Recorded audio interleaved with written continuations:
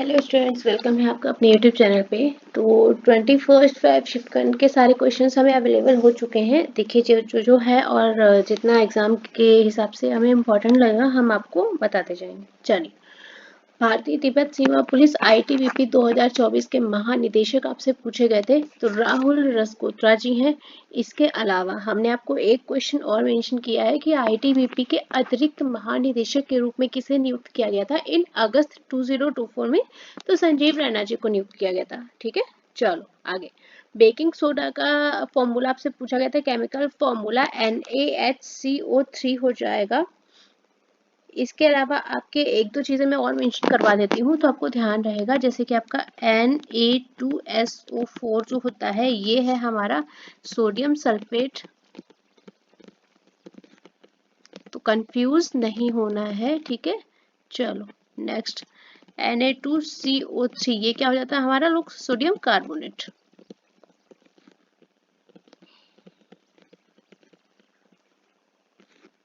ठीक, इसका यूज किसमें करते हैं हम लोग? एज अ डिटर्जेंट, कपड़े या कागज के उत्पादन में। ठीक है, चलिए देखिए पूरी कोशिश कर रहे हैं, जो आपका एग्जाम ओरिएंटेड क्वेश्चन है सिर्फ वही कराते हैं इस समय।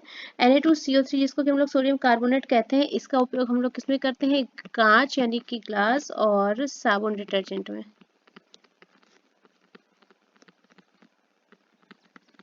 ठीक है, चलिए आगे चलते हैं। और हम लोग का जो ये है बेकिंग सोडा, इसका हम लोग किसमें यूज करते हैं? खाना पकाने में। ठीक है, खाना पकाने, खमीर उठाने में। चलिए आगे चलते हैं। जिद्दी दाग को हटाने में भी करते हैं, दाग को हटाने में, टाइल्स ग्राउट में दाग हटाना,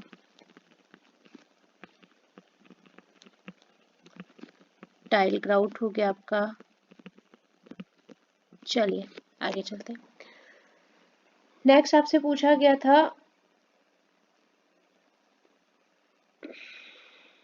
एक मिनट, NaOH और लिख लो। NaOH पूछ लिया जाता है तो NaOH और लिख लो। इसका हो जाता है सोडियम हाइड्रोक्साइड।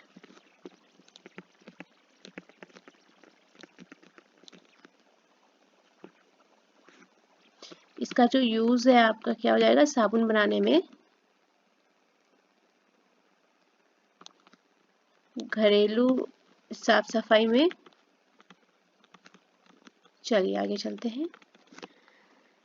नेक्स्ट आपसे पूछा गया था, जो आपका सिग्मोत्सव अनिवार्य रूप से कहाँ की जनता का त्योहार है जो फागुन माह की पूर्णिमा के दिन मनाया जाता है। यह त्योहार कौन सा राज्य मनाता है? जो आपका सिग्मोत्सव है यह आपका गोवा के द्वारा मनाया जाता है।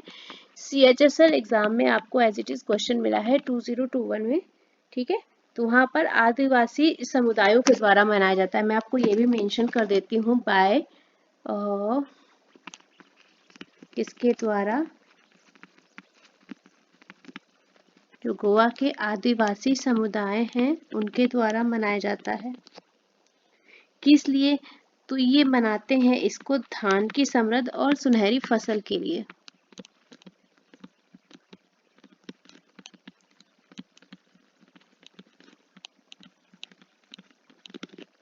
ठीक है, इसलिए ये सेलिब्रेट आपका किया जाता है। फागुन चैत्र महीने में चलता है, एक पखवाड़े तक चलता है। आगे चलते हैं। एक आपका क्वेश्चन और आया था, उसको भी ध्यान रखना है आपको।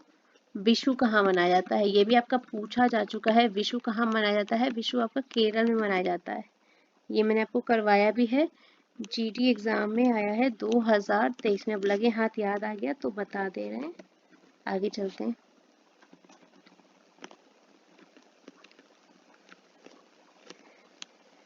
एक दो त्योहार और देख लो आपका।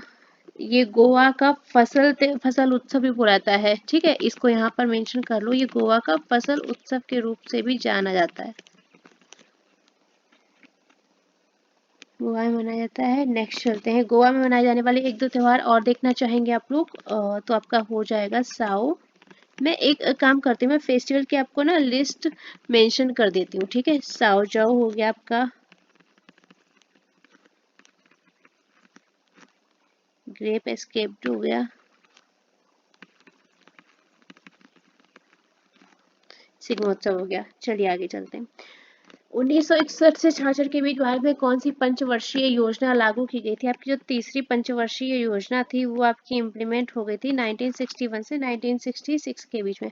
पंचवर्षीय योजनाएं हम आपको पढ़ा चुके हैं, पीडीएफ आपको अवेलेबल है टेलीग्राम पे। क्लियर? देखो कल एक क्वेश्चन आया था आपको आत्मनिर्भरता से रिलेटेड। हमारे जो तीसरी पंचवर्षीय योजना थी उसमें आपका आत्मनिर्भरता वर्ड उसमें भी इंक्लूड किया गया था। और जो शिफ्ट में आपको क्वेश्चन मिला, वैसे तो हमारी फोर्थ में आता है आत्मनिर्भरता, लेकिन आपको कल ऑप्शन में शिफ्ट थर्ड में नहीं मिला था फोर्थ 5 ईयर प्लान का। ठीक है, तो वहां पर या तो आपको थर्ड मिला होगा या तो आपको 5 मिला होगा। 5 में भी मेंशन है, इसलिए उसको थोड़ा सा देख के करना। हमने आपको पहले भी बोला था कि आपको भले ही आत्मनिर्भरता बट आपने थर्ड में भी पढ़ा, आपने फोर्थ में भी पढ़ा, आपने फिफ्थ में भी पढ़ा। फिफ्थ जो हमारी योजना थी गाडगिल फॉर्मूले पे आधारित थी, वहां भी था कि स्थिरता के साथ विकास और आत्मनिर्भरता की दिशा में। तो आपको अपना दिमाग नहीं लगाना है, आपको ऑप्शन के थ्रू जाना। आपको फोर्थ नहीं मिला, कोई बात नहीं, या तो वहां पर थर्ड दिया होगा या तो वहां पर फिफ्थ दिया होगा, तो दोनों में से कोई एक सेलेक्ट करना था, है ना। चलो 5 ईयर प्लान हम आपको बता चुके हैं पहले भी। इसके अलावा आपको पता है आपका रोलिंग प्लान 2 साल चला था। कब चला था? 5वीं और 6ठी पंचवर्षीय योजना के बीच में चला था आपका रोलिंग प्लान। ये भी आपका क्वेश्चन आ चुका है। रोलिंग प्लान की जो अवधि थी 1978 से 80 थी, और ये फिफ्थ 5 ईयर प्लान और सिक्स 5 ईयर प्लान के बीच में चला था। ठीक है, मैंने आपको दोनों ही मेंशन कर दिए। अब आपको ऐसे प्रॉब्लम नहीं होनी चाहिए। आगे चलते हैं। तीसरी पंचवर्षीय योजना 1961 से 66 के असफल होने का मुख्य कारण क्या था? देखिए मुख्य कारण इसमें आपके दो युद्ध चल रहे थे उस समय। भारत पाक युद्ध हुआ था और भारत चीन युद्ध हुआ था, है ना।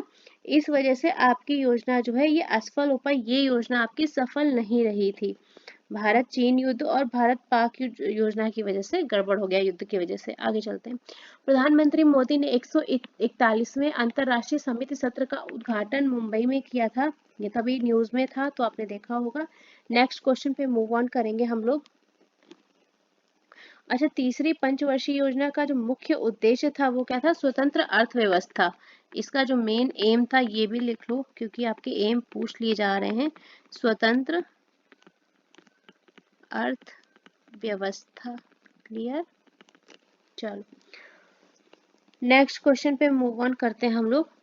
खेलो इंडिया यूनिवर्सिटी गेम 2023 में पंजाब यूनिवर्सिटी ने कितने पदक जीते थे? टोटल 69 पदक जीते थे, जिसमें कि आपका 26 गोल्ड थे, 17 जो है आपके सिल्वर थे और 26 ब्रोंज थे, है ना। ये आपका उत्तर प्रदेश में आयोजित हुआ था। पंजाब हमारा फर्स्ट पोजीशन पे रहा था। सेकंड हमारा पंजाब का ही पंजाब की जो चंडीगढ़ से पंजाब यूनिवर्सिटी थी वो फर्स्ट रहा था, और पंजाब से गुरु नानक देव यूनिवर्सिटी सेकंड रहा था। उनको टोटल मेडल मिले थे 68। क्लियर? लिखाना नहीं है, ये इतना इंपॉर्टेंट नहीं लगा मुझे। एक आपका मौलिक अधिकार नहीं है कौन सा? पहले संपत्ति का अधिकार हमारे मौलिक अधिकारों में शामिल था, फिर इसको 44वें संविधान संशोधन के तहत आपका रिमूव कर दिया गया था। ये क्वेश्चन आपका बहुत बार आया है, सीजीएल में भी आया है 2022, जीडी 2025 में भी आ चुका है, इसके पहले भी आपका जीडी एग्जाम में ये आ चुका है क्वेश्चन, हमने आपको पहले बता दिया है। आगे चलते हैं। मैं एक काम करती हूँ, मैं यहाँ पर मेंशन कर देती हूँ, इसको हटाया किसके थ्रू गया ये लिख लो। 44वां संविधान, ये याद रखेगा, वैसे मैं आपको लिखा चुकी हूँ, संशोधन 1978 के द्वारा हटाया जा। ठीक है, तो अभी कितने अपने मौलिक अधिकार हैं? टोटल 6। समानता का अधिकार, स्वतंत्रता का अधिकार, शोषण के विरुद्ध अधिकार, धार्मिक स्वतंत्रता का अधिकार, और सांस्कृतिक और शैक्षिक अधिकार, और संवैधानिक उपचारों का अधिकार। ये हमने आपको कल लिखवा भी दिए थे, आर्टिकल भी मेंशन करवाए थे। कल की पीडीएफ में देख लेना, कल की पीडीएफ जो थी उसमें हमने आपको आर्टिकल भी मेंशन कर दिए थे, अधिकार भी लिखा दिए थे, सब करा दिया था। आगे चलते। मौलिक अधिकारों का वर्णन जो है किसमें है? आपका आर्टिकल 12 से 35 में है, और कहाँ पर है? भाग 3 में, ये भी बताया था। क्लियर? चलिए एक चीज और लिखो यहाँ पर, इम्पोर्टेंट पॉइंट मैं आपको लिखवा रही हूँ। संपत्ति के अधिकार को आर्टिकल 300 ये पूछ लिया जाएगा आपसे, कभी देख लेना आपका, ये क्वेश्चन बहुत इंपॉर्टेंट है। 300A के तहत मौलिक अधिकार से हटाकर इसको एक संवैधानिक अधिकार बना दिया गया।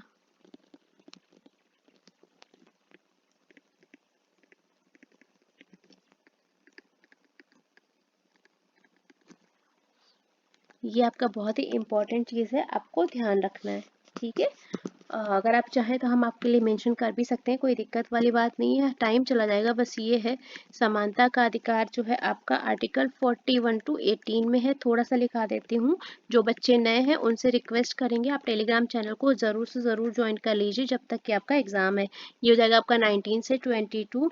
फिर आपका शोषण के विरुद्ध अधिकार है, पूरा पूरा नहीं लिखाऊंगी, ठीक है, कल लिखा चुकी हूँ मैं। तो ये आपका आर्टिकल 23 से 24 हो जाएगा। नेक्स्ट आपका धार्मिक स्वतंत्रता वाला है।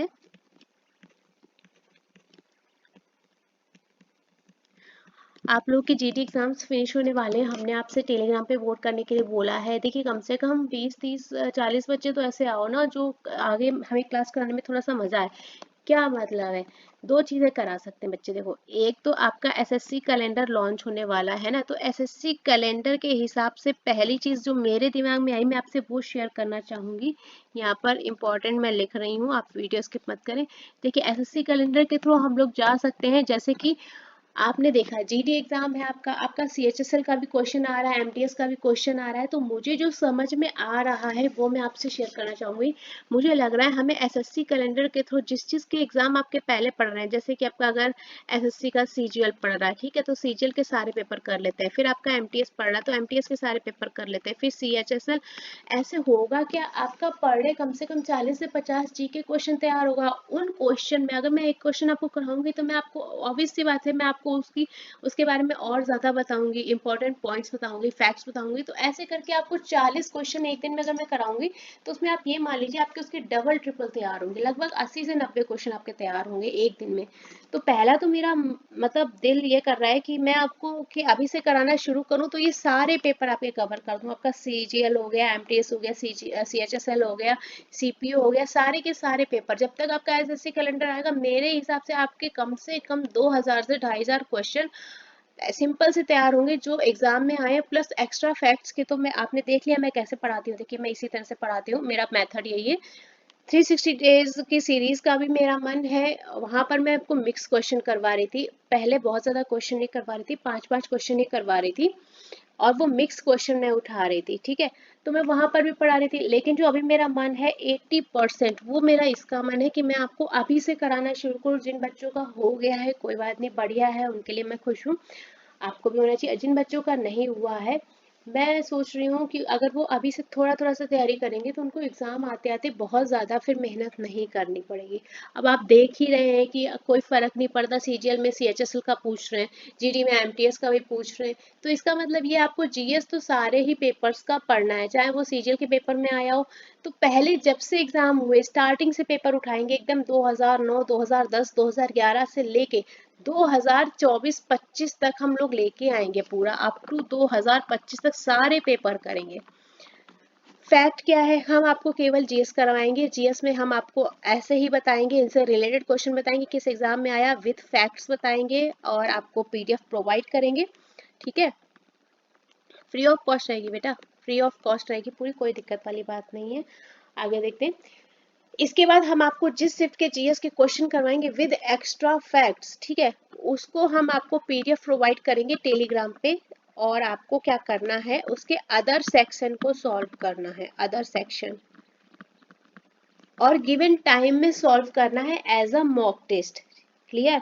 जीएस का केवल हम अपना ले रहे हैं, रीजनिंग का भी अभी हम नहीं ले रहे क्योंकि हमारे पास एसबीआई एग्जाम लगा हुआ है, आईबीपीएस भी लगा हुआ है, आरआरबी भी लगा हुआ है, तो हमें थोड़ा सा बैंक को रीजनिंग का टाइम देना पड़ेगा। तो अगर आपको ये वाला सही लग रहा है तो मैंने आपको वोट करने को बोला है टेलीग्राम चैनल पे, तो प्लीज़ उसको वोट करें। सीक्वेंस हम अपना हैंडल कर लेंगे, हम एसएससी कैलेंडर के हिसाब से आपका जो एग्जाम पहले पड़ेगा उसके क्वेश्चन पेपर सॉल्व कराना शुरू करेंगे। इससे आपको फायदा एक रहेगा, अगर आप डेली भी बने रहते हैं ना, 10 15 मिनट हमारे चैनल पे आते हैं देखते हैं, तो आपके लिए एकदम बल्क में चीज़ें तैयार करने को रही रहेगी। जो बच्चे से कि बिल्कुल नहीं पढ़ते हैं ना, एग्जाम के कुछ दिन पहले एकदम वो परेशान होते हैं, आप कहाँ से पढ़ें, आपके पास प्लेलिस्ट देखने का भी टाइम नहीं मिलता। एग्जाम टाइम आपको एकदम प्लेलिस्ट मिलती है, ढूंढते हो तो वो 200-250 वीडियोस की मिलती है, तो आप सोचते हो अब हम क्या करें। तो उससे बचने के लिए देखिए, आप चाहे किसी भी चैनल के थ्रू सकते हैं। मैं अपने लेवल पे जैसे तैयारी करवाऊंगी, आप देख रहे हैं अभी मैं जैसा पढ़ा रही हूँ, इवन इससे अच्छा ही मैं खैर 365 डे में मैंने अच्छे से मेहनत की है। मैंने आपको वहाँ पे क्वेश्चन को क्रैक करना सिखाया, हर एक चीज़। जो बच्चा शायद पहले से ऐड हो उसने नोटिस किया होगा। तो इसको देख लो, अगर ये करना है तो फिर मैं इसको ये शुरू कर सकती हूँ। तो आपका जब से अप्रैल से शायद आपका फॉर्म फिलिंग वगैरह है, और आते आते शायद CHSL पहले लगेगा जुलाई में। तो CHSL के शुरू करेंगे सारे GS के क्वेश्चन। उसके अलावा हम आपको PDF प्रोवाइड करेंगे, आप मॉक टेस्ट की तरह उसके बाकी सेक्शन को सॉल्व करेंगे, चाहे वो इंग्लिश हो या रीजनिंग हो। ये आपकी जिम्मेदारी है। तो अगर करना है तो प्लीज़ वोट करो। कम से कम मिनिमम तो मैंने 50 बच्चों का सोचा था, बट अगर 50 नहीं हो रहा तो भाई 30 बच्चे तो करो। अगर 30 में से चीज कम होंगे तो मैं नहीं शुरू कर रही, ठीक है? क्योंकि मैं भी मेहनत करूंगी, अपना टाइम दूंगी, और आपके लिए दे रही हूँ मैं, उसके लिए आपकी कोई फीस चार्ज नहीं कर रही है ना, कुछ भी नहीं चार्ज कर रही हूँ। तो इतना तो एफर्ट आप कर सकते हैं। अगर कोई SSC वाला बच्चा है तो प्लीज़ टेलीग्राम पे जाके आप इसको वोट करो। अगर 30 बच्चे भी हैं रेगुलर देखने वाले अगर हो ना, तो वोट करना। ऐसा नहीं है एक दिन आए और 8 दिन नहीं है। ऐसे बच्चे मेरे को चाहिए, कम से कम 100 बच्चों में से 30 बच्चे तो ऐसे हों जो एक्चुअल में पढ़ाई करें। आप जा किसी भी चैनल के थ्रू सकते हैं, हम आपको मना नहीं कर रहे, सब टीचर्स अच्छा पढ़ाते हैं। लेकिन अगर आप इस चैनल पे आके इंटरेस्टेड हैं, आपको क्वेश्चन सही लगते हैं, पढ़ाने का तरीका सही लगता है, मैं जो फैक्ट्स आपको बताती हूँ वो ठीक लगते हैं, तो आप वोट करना, ठीक है? आपका एग्जाम खत्म होते ही हम इसको शुरू करेंगे, क्योंकि टाइम कम है। फरवरी खत्म हो गई है, अप्रैल से आपका शुरू हो जाएगा, और जून जुलाई में आपका CHS पड़ जाएगा। तो इसलिए अभी से मेहनत करेंगे तो आगे जाते आप हमारे ऊपर ज़्यादा बर्डन नहीं रहेगा, ठीक है? आगे देखो, धार्मिक स्वतंत्रता का अधिकार है, हमने आपको कल भी बताया था। आर्टिकल आपका 25 से लेकर 28 तक है।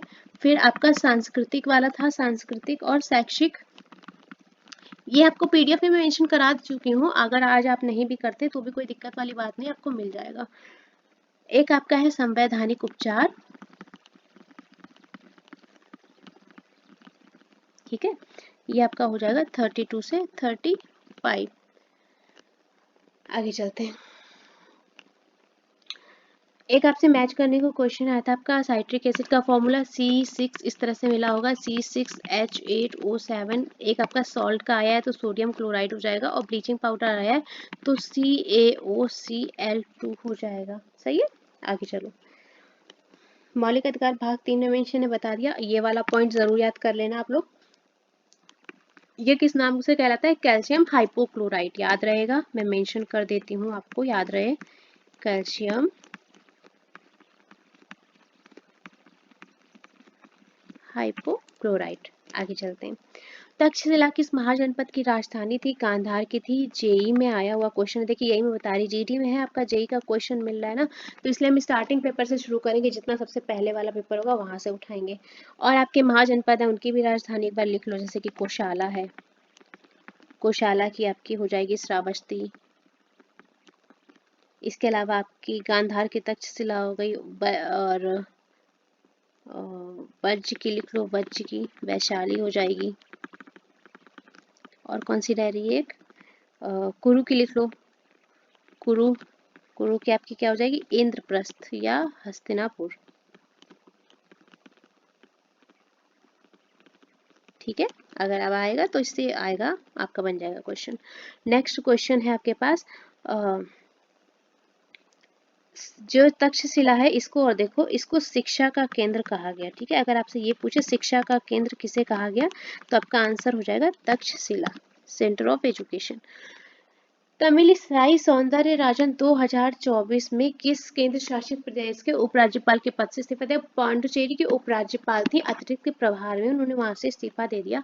एक क्वेश्चन मिला है, लोसार त्योहार आपका पहले भी आ चुका है, हमने आपको बताया था किस जनजाति के द्वारा मनाया जाता है? मोनपा जनजाति के द्वारा। किस राज्य से संबंधित है? अरुणाचल प्रदेश के द्वारा।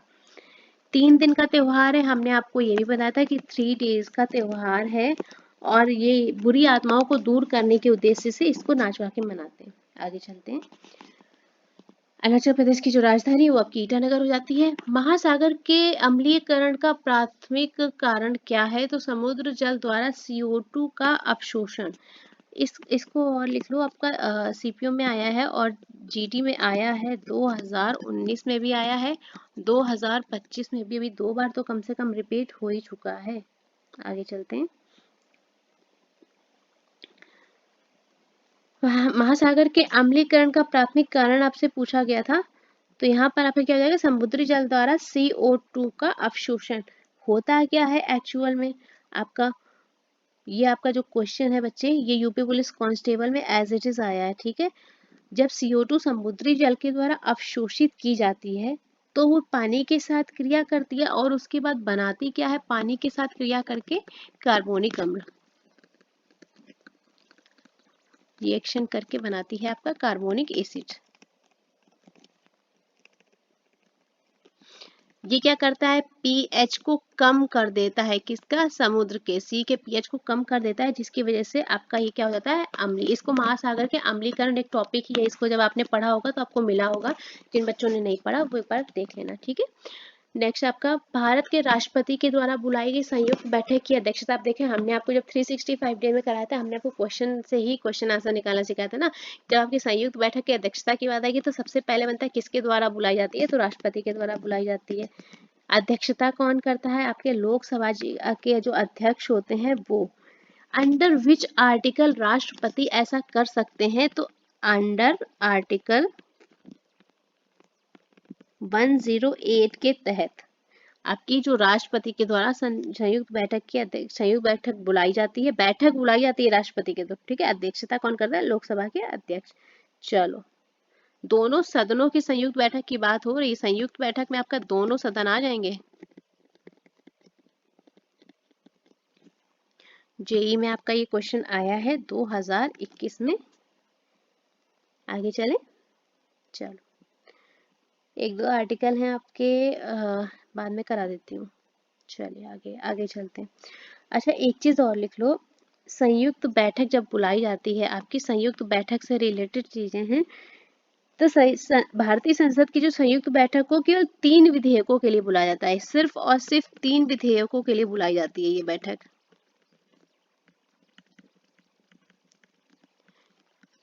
ये आपका एग्जाम में आता नहीं, लेकिन मैं आपको बता देती हूँ, हो सकता है अब, क्योंकि अब एग्जाम भी मॉडरेट हो रहे हैं ना। तो पहला तो है आपका दहेज निषेध विधेयक के तहत बुलाई जाती है, इसके लिए बुलाई जाती है।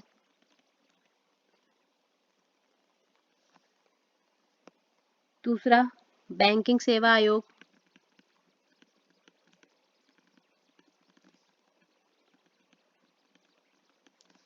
विधेयक। तीसरा हो जाता है आपका आतंकवाद निरोधक।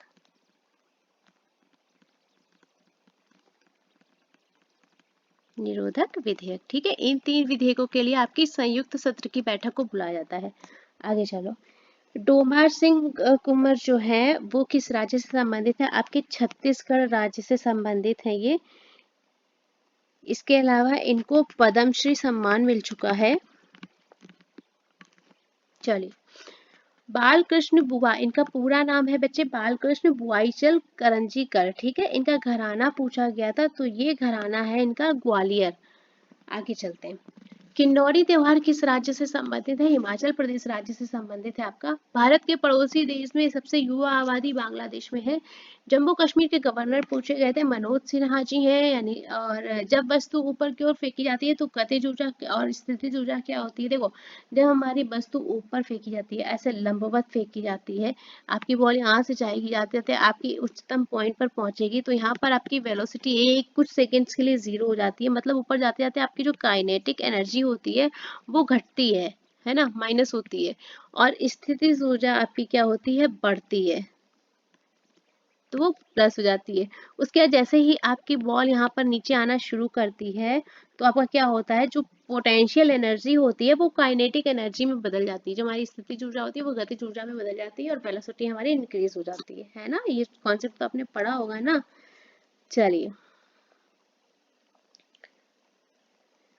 20 सूत्री कार्यक्रम कब चलाया गया था, आपका जो 20 सूत्री कार्यक्रम है आपका 5वीं पंचवर्षीय योजना में चलाया गया। पांचवी पंचवर्षीय योजना का टेन्योर कितना था, 1974 से 78 था। किसके द्वारा ये कार्यक्रम आपका चलाया गया, इंदिरा गांधी जी के द्वारा, उस टाइम वो प्रधानमंत्री थी।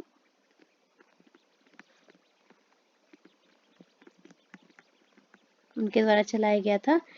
पहली बार इसको कब चलाया गया, पहली बार 1982 में। फिर इसका हुआ संशोधन, संशोधन आपका कब किया गया, इन 1986 में। ठीक है, चलो देखो इस कार्यक्रम का जो टारगेट रहा था वो हमारा 20 अलग अलग चीजों को लेकर रहा था, जैसे आपका गरीबी, रोजगार, शिक्षा, आवास, स्वास्थ्य, कृषि, भूमि सुधार था हमारा, और क्या रह गया, सिंचाई हो गई, और पेयजल हो गया, कमजोर वर्गों की सुरक्षा हो गया, महिला सशक्तिकरण हो गया, उपभोक्ता संरक्षण हो गया, पर्यावरण हो गया, ई गवर्नेंस, इस तरह के कार्यक्रम को इसमें पूरा शामिल किया गया था, है ना। इस तरह से आपका ये कार्यक्रम शुरू हुआ था।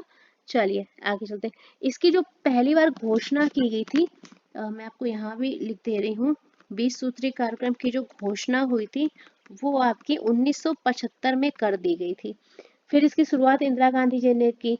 पहली बार आपका 1982 में शुरू हो गया, फिर आपका 1986 में इसका संशोधन कर दिया गया।